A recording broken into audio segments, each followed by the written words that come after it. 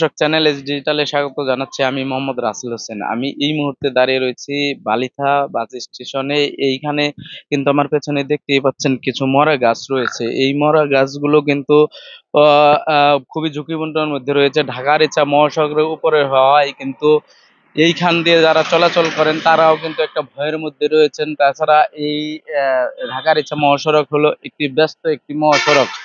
এই মহাসড়কের উপরে শুধু এই বালিথা স্ট্যান্ডে প্রায় 10টির উপরে মরা গাছ রয়েছে। এই মরা গাছগুলো ওর ভয়ে কিন্তু আমি চালকদের সাথে কথা বলেছিলাম।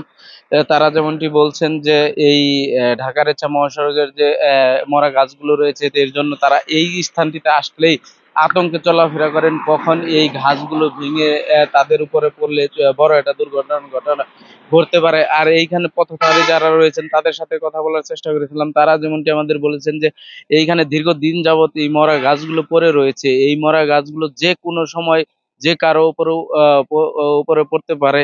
বিশেষ করে এইখানেই রয়েছে এক কেস নামে পোশাক কারখানা, মাহমুদা অ্যাটাইলস নামে পোশাক কারখানা রয়েছেন। তার পাশে আরো বেশ কয়েকটি কারখানা রয়েছেন। এই কারখানার শ্রমিকরা কিন্তু এই গাছের নিচ দিয়ে প্রতিনিয়ত হাঁটা চলা করে। আমি এই মুহূর্তে একজন কথা বলবো, এই পাশের কারখানার একটা শ্রমিক, যে আপনারা এই যে রাস্তা দিয়ে চলাচল করেন এইখানে মরা গাছ, আপনাদের ভয় লাগে কিনা? হ্যাঁ, হাঁটা চলাফেরা করতে তো ভয় লাগে। কার উপরে যে কোনো মুহূর্তে ঢাল ভেঙে পড়তে, গাছ ভেঙে পড়তে পারে, পড়তে মানুষের জীবন চলে যেতে পারে। এর জন্য তো ভয় তো লাগেই। গাছগুলো সরকারে কেটে নিলেই ভালো হয়।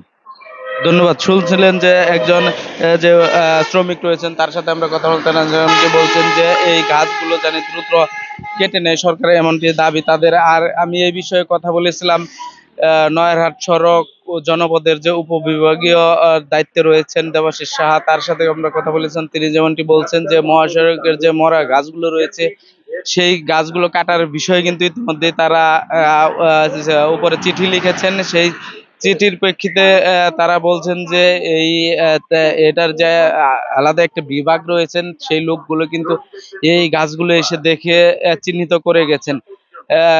টেন্ডার হলেই কিন্তু এই গাছগুলো কাটা হবে। আসলে এই গাছগুলো কবে নাগাদ কাটা হবে তা নিয়ে সংশয় রয়েছে এই স্থানীয় বাসিন্দাদের, বা এই ঢাকার ইচ্ছা মহাসড়ক দিয়ে যারা প্রতিনিয়ত চলাচল করছেন তাদের একটাই দাবি যে দ্রুত সময়ের ভিতরে এই মরা গাছগুলো জানি কাটা হয়। এই ছিল আমার কাছে বাথুলি থেকে সর্বশেষ।